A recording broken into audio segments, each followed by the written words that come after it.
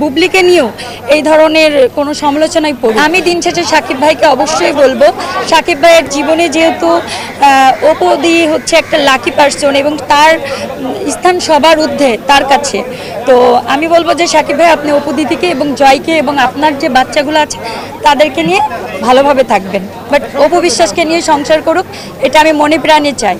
আজকে বুবলিরও যদি এরকম ধরনের প্রবলেম হতো, অপু বিশ্বাসকে নিয়ে সংসার করুক, এটা আমি মনে প্রাণে চাই। সাকিব ভাইকে আমি সেই কথাটা বলবো, এতগুলা ক্যামেরা, এতগুলা সাংবাদিক ভাইরা, যে ভাইয়া এমন কোনো কথা বলবে না যেটা নোট করা থাকে।